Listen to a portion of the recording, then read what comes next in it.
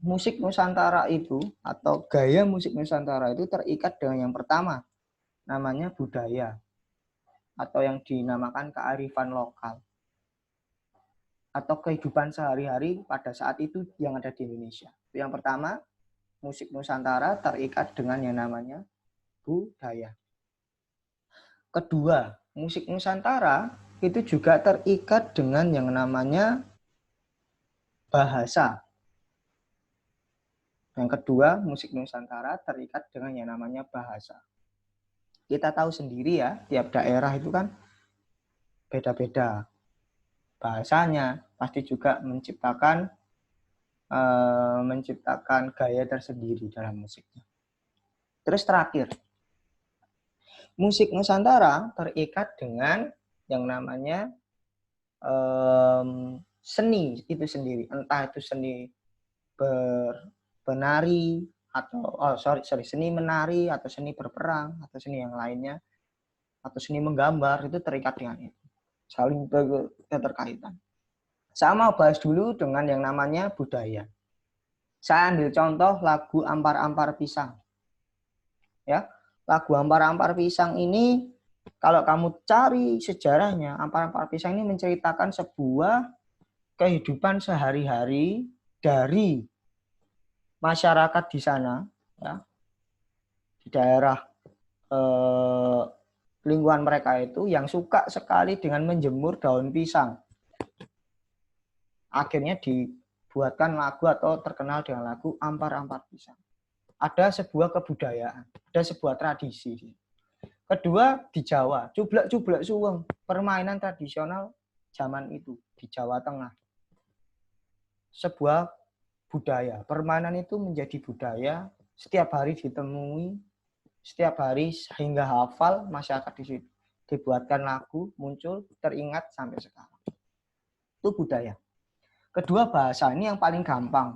Kamu lihat ya, bahasa di Jawa itu beda. Pasti lagunya juga, gak mungkin di daerah Jawa terus tiba-tiba ada orang menciptakan lagu bahasa Ambon. Gak mungkin. Pasti juga terikat dengan bahasa. Dan yang terakhir ini seni. Seni ini contoh, misalnya ambil lagu Sajuju dari Papua.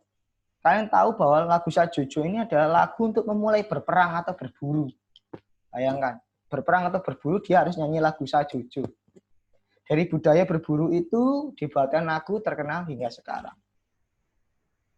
Sama kok, cublak-cublak suweng kalau kamu lihat, itu adalah seni permainan tradisional. Dibuatkan lagu. Nah, itu ada 3 poin penting, yakni bahasa, budaya, dan seni. Entah itu dibalik-balik sama aja deh. Pokoknya ada budaya, bahasa, seni. Itu mempengaruhi gaya dan bentuk musik tradisional. Jadi kalau nanti ada ditanyakan apa yang mempengaruhi gaya dan bentuk musik tradisional di Indonesia, jawab saja, jawabannya ada 3. Bahasa, budaya, dan seni. Oke, Mr. Elma akan bahas lagi, sekarang masuk ke dalam lagi. Ya, saya akan bahas tentang yang namanya bentuk alat musik tradisional. Saya mau bahas bentuk alat musik tradisionalnya sekarang. Ada 3 jenis. Yang pertama bentuknya tabung, yang kedua bentuknya bilah, yang keempat ini bentuknya pencon. Ya, yang pertama bentuknya tabung, kedua bilah, yang terakhir pencon. Saya ke tabung dulu. Ini adalah gambar alat musik angklung yang bawah, yang di atas namanya calung. Nah, kalau kamu lihat, kamu jalan di daerah Surabaya, perempatan-perempatan itu banyak orang yang ngamen pakai alat musik ini. Kenapa bentuknya tabung? Kita analisa sama-sama. Ya, bentuknya seperti pipa, rata-rata terbuat dari bambu, ya. Kemudian kalau zaman sekarang ini perkembangannya dari bahan bambu itu digantikan menjadi kayu atau logam. Cara memainkannya ada 3 jenis, melihat alat musik itu apa. Kalau digoyang, ini ada yang digoyang ya, berarti itu angklung. Kalau dipukul itu juga bisa calung itu tadi, atau kentongan atau beduk. Kayak ditiup ya ada suling atau recorder. Pokoknya bentuknya pipa. Sekarang kalau kita kembali ke bentuk, ya bentuk tabung ini. Bentuk tabung ini kita lihat diameternya berapa. Semakin besar diameternya, semakin panjang juga ukurannya. Dia juga menghasilkan suara yang besar juga dan yang memiliki sustain atau panjangnya rambat bunyinya itu juga panjang, itu dari panjangnya ini. Nah, kita akan lihat lagi ke bentuk yang kedua, yang namanya adalah bilah. Nah, kalau bilah ini secara bentuk ini beda, ya jauh beda dengan tabung. Kalau bilah ini namanya artinya balok, bahasa Indonesianya itu balok. Tapi di dalamnya dia tidak kosong, di dalamnya itu full, solid, ya. Atau misalnya bilang itu selembar. Nah, ini contohnya adalah gambang di atas, di bawah ini juga ada saron. Ya, kalau kalian lihat seperti putus, nah saya nggak tahu tadi nyambung ke wifi-nya siapa. Saya lanjutkan ke sini ya. Oke, sebentar, saya share screen dulu. Tadi kita sampai di bilah.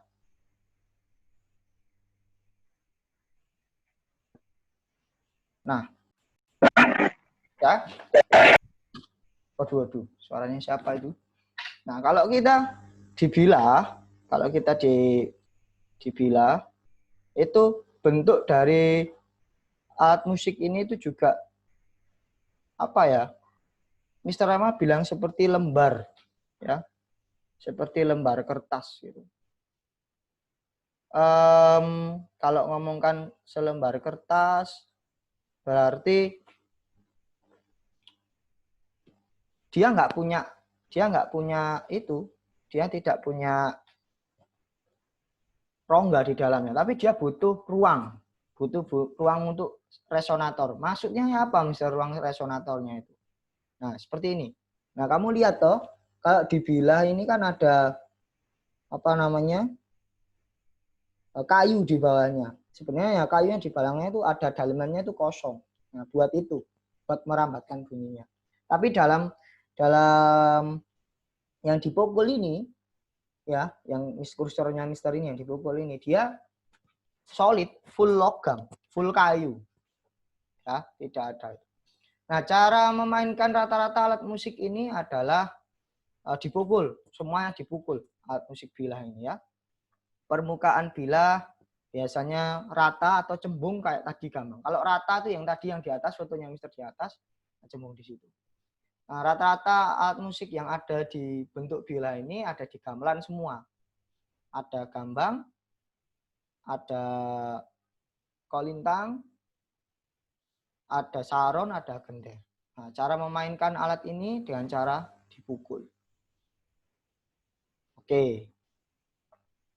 Kita sebentar ya. Ini ada yang komen, Mister, gambarnya pecah-pecah. Oke, bentar, saya betulkan dulu. Oke, sebentar. Saya akan masuk ke bagian ketiga dulu. Bagian ketiga ini agak berat ya. Jadi kalian harus memperhatikan baik-baik bagian ketiga. Oke, bagian ketiga sekarang. Bagian ketiga ini namanya pencon atau dalam bahasa Jawa artinya pencu. Pencon itu artinya dia memiliki strata atau dia memiliki level. Nah, pencon itu yang mana, Mister? Nah, ini ada 3 tingkat kok. 1, 2, 3.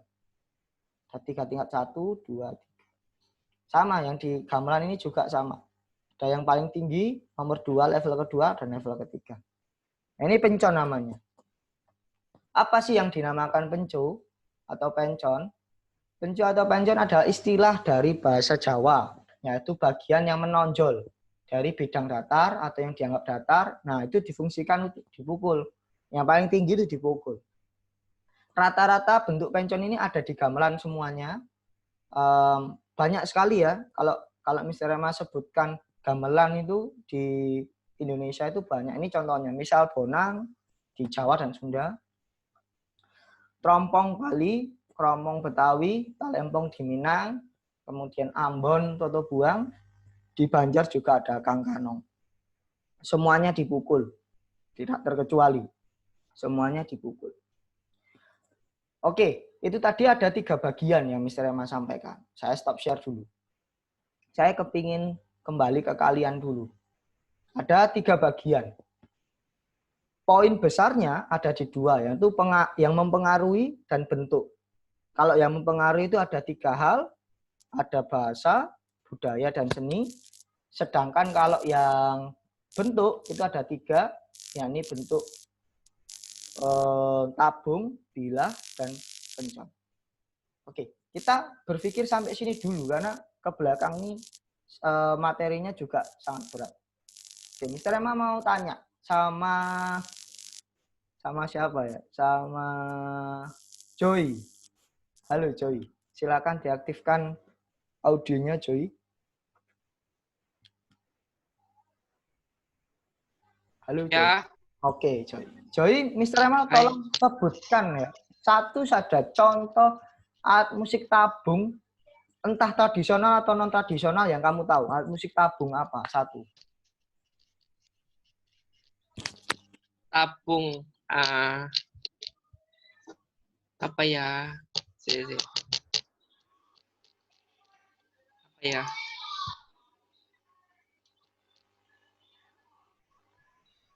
Tabung. Apa? Gampang baru.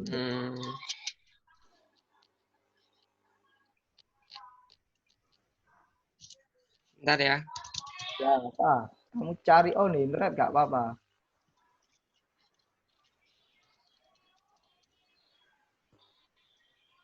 Tabung.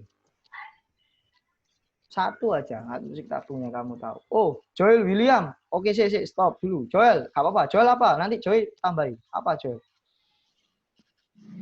Jawabannya angklung kan, Mister. Yang tabung itu. Boleh, angklung boleh. Bagus. Angklung boleh. Itu contohnya Mister tadi. Yang lainnya. Ada yang tahu? Ada yang tahu? Siapa nih Resen? Oke. Juan Marvel. Oke, silakan jawab. Juan? Tabung, Juan. Ya itu ada seruling. Sorry, gak dengar misal. Kentongan. Ya, kentongan bisa. Seruling bisa enggak ya? Seruling bisa. Oh iya, tapi enggak keras. Oke. Thank you, betul. Terima kasih.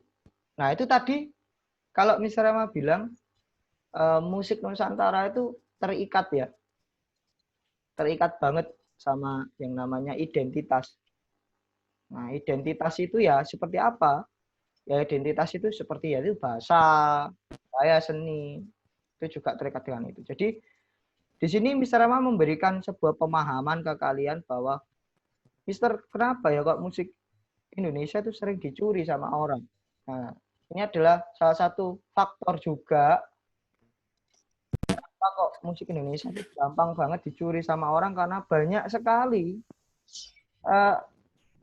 ciri khasnya itu banyak sekali. Dan bangsa Indonesia sendiri, masyarakat seperti kita ini, itu juga mungkin kebingungan gitu sama musik Nusantara. Nah, makanya bagaimana cara melestarikannya? Cara melestarikannya cuma satu, mengagumi karya tersebut, ya, mengagumi karya tersebut dan terus melestarikannya tanpa antipati, tanpa anti gitu loh sama karya itu. Kita ambil contoh satu deh, ada yang tahu lagu Lati, ya toh, lagi terkenal sampai tembus kemana-mana, sampai Virginius itu ditampilkan di sebuah apa tuh ya? Apa tuh nek di pinggir jalan itu namanya wis pokoknya poster besar gitu di Amerika diposting, bahkan untuk capaian ke situ itu luar biasa lagi. Nah, Virginius itu mengemas musiknya tidak lupa loh sama sebuah karya tradisional, bahkan bisa jadi eye catching gitu. Makanya tugas kita sama-sama untuk menjaga itu semua. Tugas kita sama-sama untuk menjaga tren itu semua supaya karya musik di Indonesia ini bisa jadi warisan buat anak cucu kita ke depan. Oke, kita Mr. Rama materinya sampai sini dulu. Ya. Kita akan ketemu lagi di minggu depan. Di minggu depan itu kita akan ketemu mandiri psikologi. Saya akan kasih tahu kalian bahwa Mr. Rema selama 1 semester ini akan memberikan 3 tugas saja. Jadi nanti kalau Mr. Rema kelebihan, bisa protes sama Mr. Rema. Mr. Rema akan memberikan 3 tugas saja. Ya. Tugas yang pertama itu minggu depan, itu kalian akan menjawab 3 soal saja juga. Sedikit-sedikit kok Mr. Rema kasih tugas. 3 tugas saja. Minggu depan kalian kerjakan di psikologi. Tapi Mr. Rema butuh komunikasi yang mungkin kalian bertanya atau kalian bingung. Nah, ini Mr. Rema butuh koordinasi yang baik antara Mr. Rema dan kalian. Nah, Mr. Rema mau tunjuk, Mr. Rema mau tanya, ketua kelasnya 8C siapa? Ketua kelasnya 8C. Halo? Aku, Lah ya aku itu siapa? Kevin. Kevin Santoso. Oke, Kevin. Halo, Kevin. Kevin, apakah boleh Mr. Rama Ya. buatkan grup, entah itu grup di Line atau di grup WhatsApp atau teman-teman yang lain bisa membantu? Yang di 8C yang anak walinya Mr. Rama dulu siapa ya? 7C dulu. Supaya yang tahu kontak saya. Siapa ya? Siapa? Retehan, oke ada Retehan. Re, halo. Kevin ya, pakai Retehan aja. 8D, Mister. Oh, Re 8D, ya 8D. Yang 7C dulu, siapa ya? Ada nggak? Supaya kamu nggak kebingungan. Oh, ini loh, Grenadine ini loh, diem-diem aja. Nadine, tolong dibuatkan grup, ya. Grup entah di LAN atau WhatsApp, terserah. Isinya 8C semua. Terus Mr. Rema joinkan ke situ ya, Nadine ya. Halo Nadine, kamu dengar suara saya nggak? Iya, Mister. Oke, ya nanti buatkan ya setelah ini ya. Terus 8D, wis di LAN aja ini. Di LAN, buatkan ya grup entah di LAN atau di WhatsApp. Terus saya diundang ke situ, isinya lengkap 8D. Buat tanya jawab. Oke, deal? Ya. Oke. Nah, kita sudah ada di penghujung ini ya. Terakhir nih, Mr. Rema sampaikan ada waktu 10 menit. Ya, di terakhir, 15 menit. Saya akan lanjutkan lagi materinya ke gaya. Nah, ke gaya musik. Oke, ke gaya musik. Gaya musik di Indonesia ini, ya. Gaya musik di Indonesia ini, itu ada 3. Saya share dulu. Gaya musik di Indonesia ini ada 3.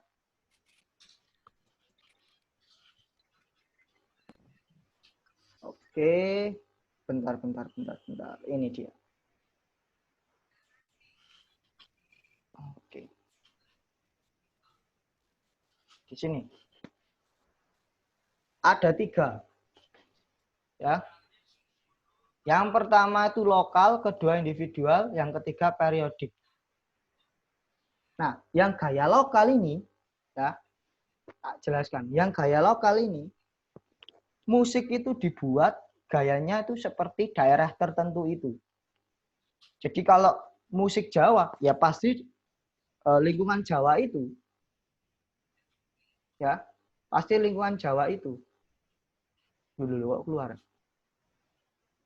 Dulu. Jadi dia gak bakal lari kemana-mana. Pasti, nah ini contoh tari deh. Sebuah tarian.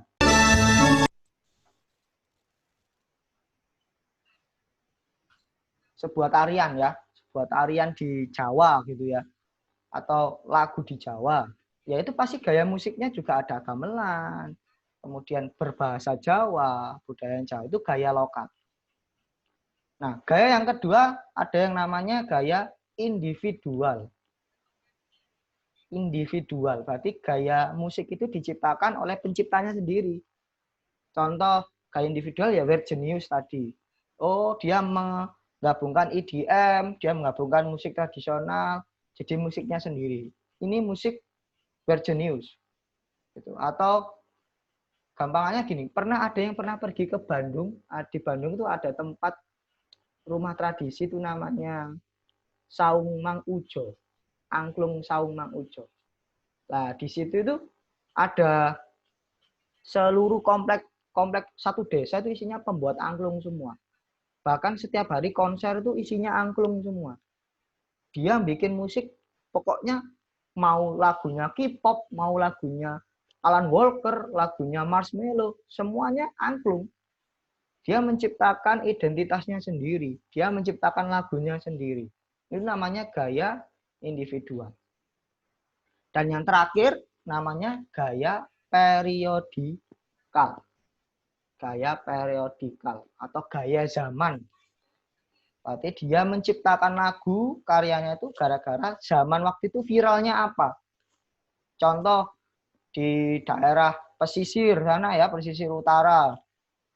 Lagi zamannya dangdut koplo. Akhirnya keluarlah musik dangdut koplo dari Lamongan. Gitu. Ada lagu Didi Kempot Carposari pada saat itu tahun berapa? Muncullah lagu Didi Kempot sampai sekarang ada terkenal. Zaman saat itu lagi suka keroncong. Wih, musiknya keroncong semua. Nah, ada 3 hal poin hari ini yang Mister sampaikan. Pengaruh, yaitu bahasa, seni, dan budaya. Kedua, bentuk, ya ada tabung, bilah, dan pencu atau pencon. Terikal. Terakhir, gaya. Ya, ada apa tadi? Individual, ada gaya lokal, dan yang terakhir ada periodikal atau gaya zaman. Oke, saya harap kalian sudah paham betul dengan 3 materi yang saya berikan. Ini sudah Mr. Rema record. Mungkin setelah agak malaman saya posting video pembelajaran ini di psikologi kalian. Kalian bisa, kalau yang masih bingung, bisa lihat PPT-nya Mister dan bisa lihat rekaman hari ini. Oke. Terakhir. Oh, ada yang tanya, Mister, gaya lokal itu apa? Nah, oke, saya jelaskan lagi. Gaya lokal itu gaya musik yang tercipta karena budaya daerah setempat. Contoh daerah-daerah setempat itu berbahasa Jawa. Ya, lagi bahasa Jawa dan budaya di sana itu lagi budaya permainan tradisional. Akhirnya muncul lagu Jublak-Jublak Suweng. Gak mungkin kan lagu Jublak-Jublak Suweng di cover sama orang Medan, dengan bahasa Medan. Gak mungkin. Zaman dulu nggak ada YouTube, guys. Ya, gak mungkin. Nah, itu gaya lokal. Oke, misalnya butuh satu lagi pertanyaan untuk menutup hari ini. Mister tolong tunjukkan PPT yang tabung. Oh, tenang, Joel. Setelah ini nanti saya posting. Ya, saya posting di psikologi kalian bersama video ini. Tenang, oke? Jangan khawatir. Oke, saya absen dulu ya. Saya absensi dulu. Saya cek partisipan dulu. Sebentar. 8D. 8D absen terakhir nomor berapa, Nak? Ada yang bisa bantu, Mister? 8D absen terakhir nomor berapa ya? 2, 3, 4, 5, 6. 8 apa, Mister? 8D. Terakhir absen berapa? 25. 25. Oke, thank you. Sebentar. 1, 2, 3, 4, 5, 6, absen 7, 8, 9, 10, 11, 12, 13, 14, 15, 16, 17, 18, 19. Nah, saya ini salah nama ini saya. 19, 20, 21, 22, 23, 24, 25. Oke, lengkap. Wih, ada Zino di sini. 8C, sebentar. Saya absen dulu. 8C. Seret.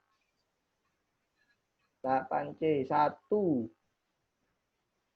Dulu. 8C kok gak urut ini. Apa ini? Absen 15 itu di atas. Nah, ya, sabar ya. 1. Absen 2. 8C siapa? Ada ya absen 2. Gak masuk ya? 2 gak ada. 8C Kimbo Nindi. Ayo. 3, 4, 5 ada. 6 ada. 7, 8, 9, 10. Oke, mana ini? Ya, 10 enggak ada. 11. 12 ada, 13, 14 ada, 15, 16, 17, 18, 19, 20, 21, 22, 23, 24, 25, 26. Oke, nomor 2 sama nomor 10 sih nggak ada. Nomor 2 sama nomor 10 siapa ya? 8C. Siapa?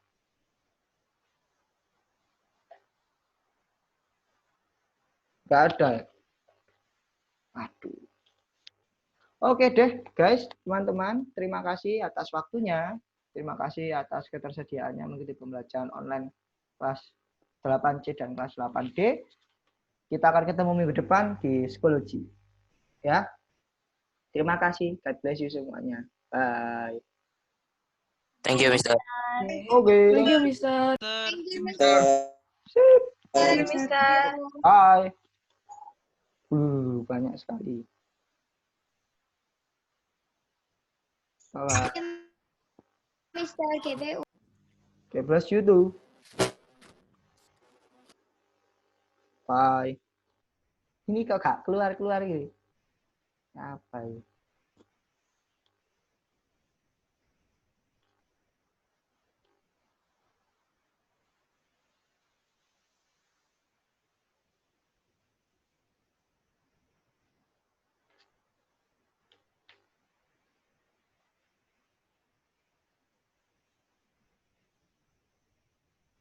Oke, bye-bye semuanya ya. Keluar ya, keluar ya.